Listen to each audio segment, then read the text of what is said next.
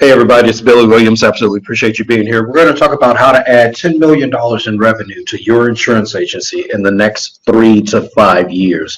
For those of you that are not familiar with me, my name is Dr. Billy Williams. I'm president of Inspire Nation Business Mentoring and the president of the Williams Family Investment Group. It's a group of 160 plus agencies that produce over $1 billion a year. I'm also honored to be the senior instructor of the Fix My Insurance Agency Best Practices Implementation Workshop. This is a workshop that we hold about every 2 months, and we bring in agencies and we sit for 2 days and do nothing but implement best practices. So if you want to find out about Inspire Nation, just go to inspirenation.org. If you want to find out about the Fix My Insurance Agency Workshop, go to inspirenation.org/Fix My Insurance Agency. Guys, if you want to add $10 million to your agency, it's going to take an assembly line approach to do it. You're not just going to be able to quickly up and do it. You're going to have to look at that assembly line and the 20 different stations that are on the assembly line, from carriers all the way through calendar blocking and the different processes, such as new customer retention, all those processes. So today, I'm going to go over the 20 stations that are on the $10 million revenue assembly line, and I'm going to talk about each one in depth and help you to understand what it's going to take. So first, it starts with the math, and I know a lot of you say, oh, Billy, I don't do math. Well, here's the deal. If you don't do math, you're not going to grow your agency. The first math that you have to understand is your insurance revenue. What is your average revenue per average sale? The way you do this is you take the total revenue. I'm not talking about premium for my captive guys. I'm talking about how much money you're actually making. So you take the total revenue and you divide that by the total number of sales. In my example, I said that we have a revenue of $2.5 million. And we did that on 600 sales. So that averages out to $4,166 of revenue per sale. So now you take that and you say, well, Billy, I want to grow $10 million in revenue based on my average revenue per sale of $4,166. That means over the next 3 to 5 years, I've got to do 2,400 individual sales. Here's the deal. A lot of you agencies out there don't make enough revenue per sale to ever add up to a $10 million agency. If you're making $40 on a renter's policy, you're never going to sell enough renters policies to make or to generate $10 million in revenue. So many times I'll walk into an agency, I'll look at the revenue per sale, I'll look at what they have to do to even make that agency viable, and I'll say, guys, you're selling the wrong product. You're selling renters insurance when you should be selling high-end homeowners insurance, or you should be selling business owner insurance, so you should be selling a different level of commercial insurance. So the math is very, very important. So what I need for you to do while we're going through this is do your own math for your own agency. What is your average revenue per sale? And that, again, total revenue divided by total sales. And then see how many sales you need in order to add up to $10 million in revenue. So that tells you that. But then there's also a part where you say, well, Billy, I'm not sure about that because I don't know how many leads I need.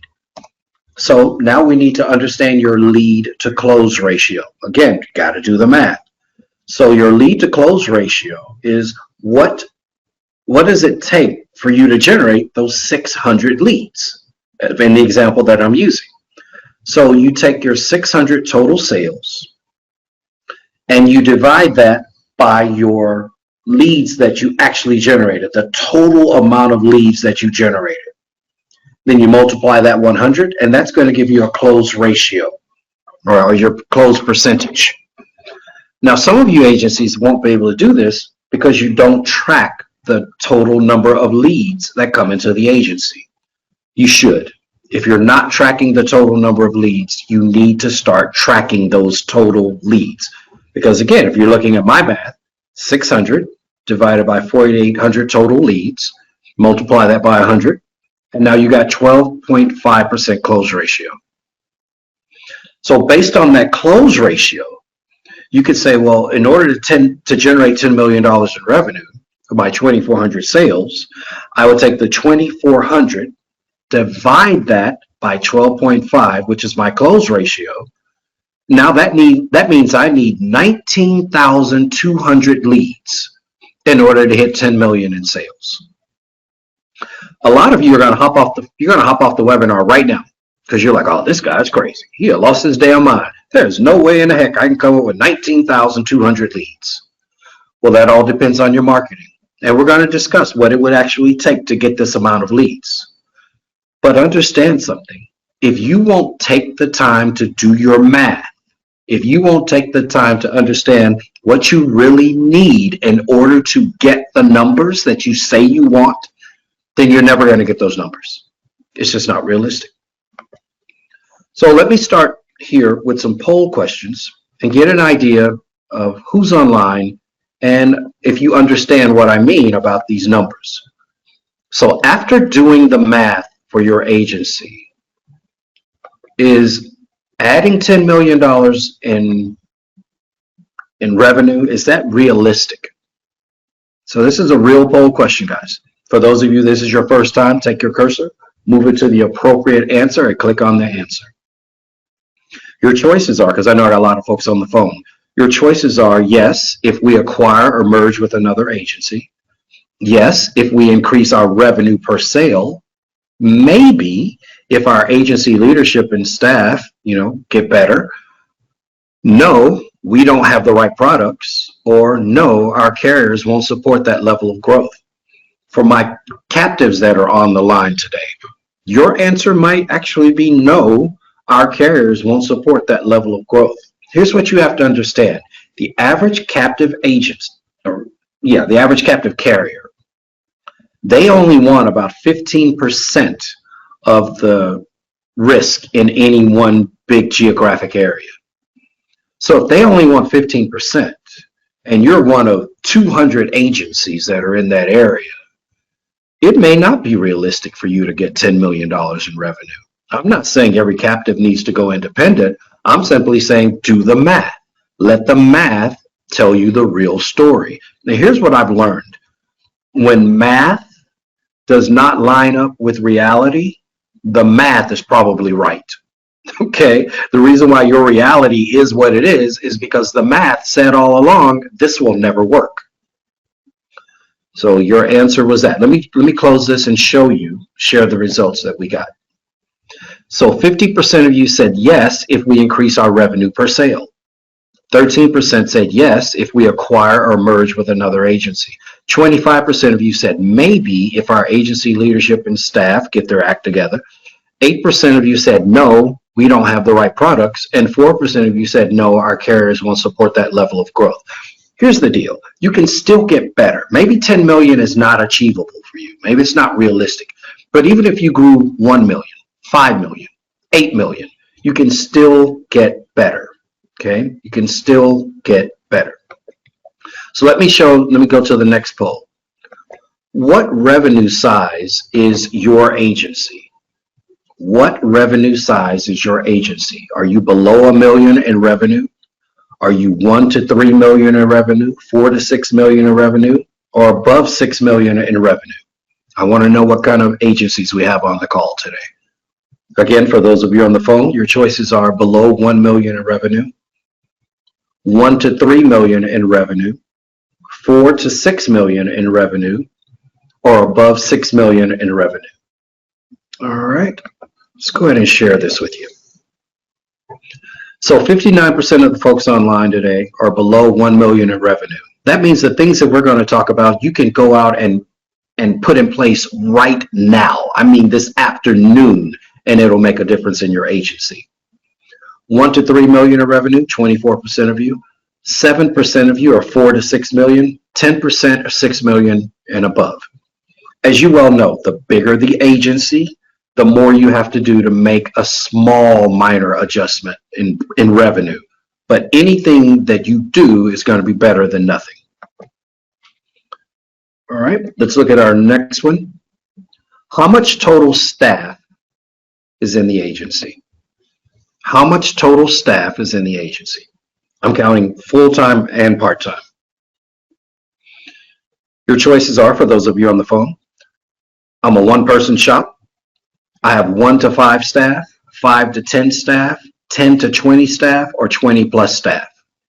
All right, let's share the results.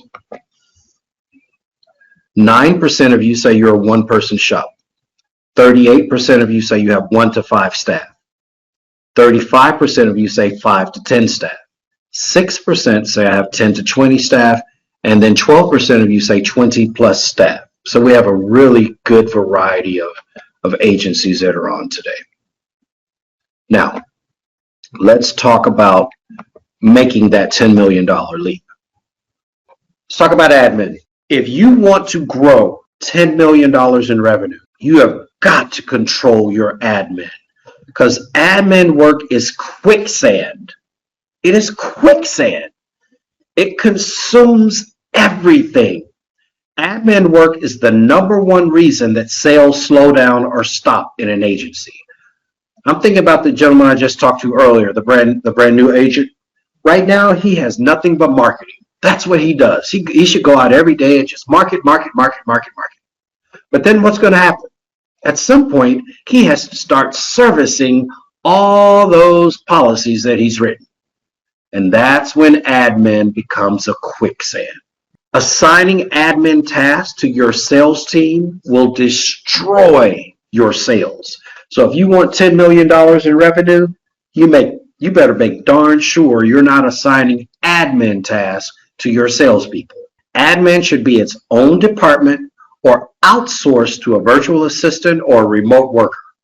Weak salespeople hide out in admin tasks to avoid being held accountable for sales. That's why, have you ever had a person who was weak in sales?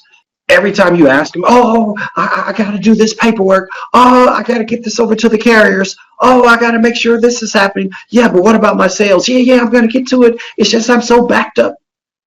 Because weak salespeople hide out in admin tasks to avoid being held accountable for sales. An agency that has a leader that is admin focused will lead that agency to great retention and weak sales numbers. Why? Because their claim to fame is the agency's profitable. My customers don't file claims. I've got a 92% retention. Yeah, but you haven't wrote a new policy in 6 months. That's why a lot of these captive companies are getting rid of their agents. You know, I'm not speaking on behalf of Nationwide. I'm not speaking on behalf of Farmers or State Farm or anybody else that's out here. But you're watching this whole transition from the agent that's just sitting there managing a book to agents that are sales producers, agents that are making things happen. You're watching these companies that are saying, if you're a new agent, you must use our service center. You must use our backroom support. You don't get to be a multi-billion-dollar company being stupid.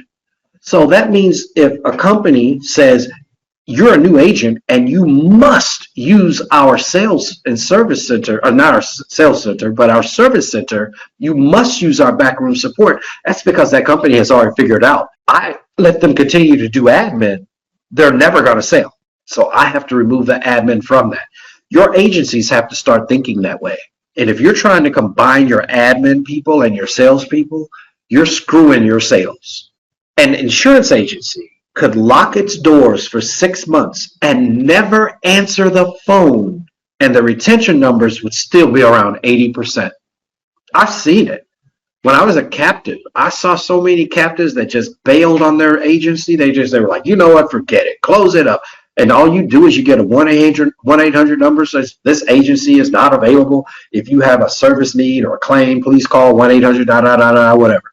And a year later, that agency still never fell below 80%. So I'm not telling you not to take care of your customers. Please don't read that way. I'm not saying don't take care of your customers. I'm saying sales and service need to be 2 separate entities. If you've got one person, if you're a one-person shop, then that means half your day needs to be focused on sales and half your day needs to be focused on service. Don't try to combine them. because the moment you combine them, admin is going to consume all of your sales time. So how do you maneuver the admin quicksand trap? One, use as much technology and automation as possible in your admin workflow. That's why we partner with tools like Indio. That's why we partner with tools like Insurance Agent App and Insured Mind and ePay Solutions, and other tools that we partner with, because I want as much technology as possible to take over as much of that admin as possible. I need to block off specific time in the agency to perform detailed admin work. I just can't let admin run wild like a bad child throughout my agency. You sit your ass down over in this corner and I'll get with you between 2 and 3. That's how you have to treat it. Designate specific staff in the agency to handle admin tasks.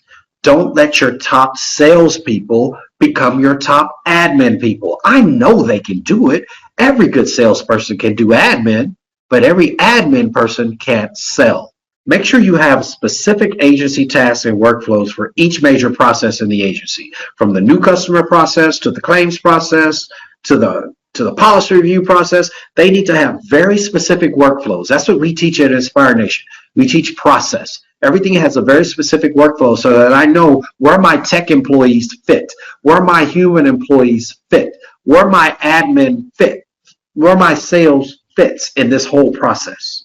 Try to avoid assigning admin tasks to your strongest lead generators and salespeople.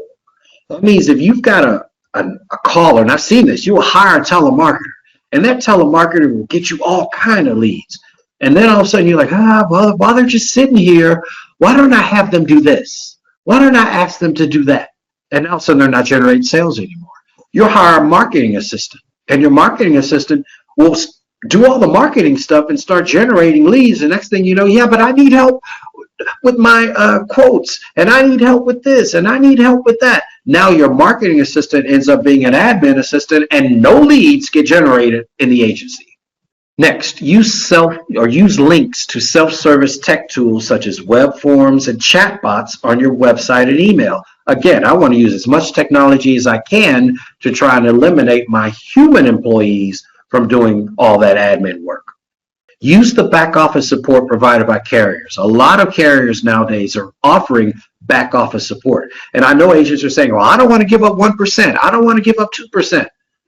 So you're tripping over dollars to pick up dimes. So you won't give up 2% when you could be outselling something that brings you 15 or 20%. But I don't want to give up the 2%, so I'm not going to let them do it. Use a virtual assistant company. There's a lot of virtual assistants, and not all of them are offshore. Some of them are onshore. But then again, there are a lot of good ones offshore as well. But use a virtual assistant company to take over all that little admin work where it doesn't involve talking to a customer. It just involves pushing buttons, okay, filling in information, filling in a form. Use a virtual assistant company to do that.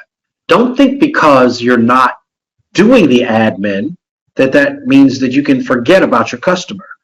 Have your salespeople follow up after outsourced and service customer interactions, and then discuss policy weakness. So maybe I'm using a virtual assistant company to do all my paperwork, the paperwork part of admin. And maybe the customer wants to change a car, or maybe this wants to happen. That doesn't mean I got to blow my customer off and never talk to them.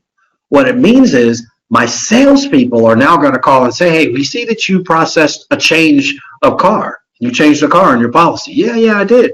Hey, while looking at that and reviewing that, I see that you have this weakness on your policy, and I want to make sure that you're aware of that. And after we talk about it, I'm going to send you out a client coverage form just in case you don't want to change it or match my recommendations. This is how you stop admin from being the quicksand trap. So let me stress again, admin is a quicksand. I'm not telling you not to do it. I'm telling you to separate it from your sales team, from your sales time, and from your sales people. Because if you don't, admin will consume all of your sales, and you're never going to get $10 million in revenue added to your book if you're not marketing, prospecting, quoting, and selling. This is 20 minutes of an hour-and-a-half webinar where we discussed everything that it takes for you to add $10 million in revenue to your insurance agency. Everything from how to market, how to prospect, the specific campaigns that we're working, what your staff should do, what the KPIs should look like for your staff in the agency. Again, we discussed everything you possibly could want to know about adding $10 million in revenue to your agency. So go out and watch the entire on-demand webinar. Go to the front page of inspirenation.org at www.inspirenation.org. Click on our video and audio resources tab, and there you can sign up for the on-demand webinar, the full hour-and-a-half on-demand webinar. You don't want to miss this webinar. This is a once-in-a-lifetime webinar, and you want to take advantage of all the knowledge, wisdom, and experience that we're sharing with you. While you're there, sign up for one of our memberships, whether it's a level 1 or level 2 mentoring membership, or even if it's just our freemium membership, so you get access to our podcasts, webinars, videos, things like that.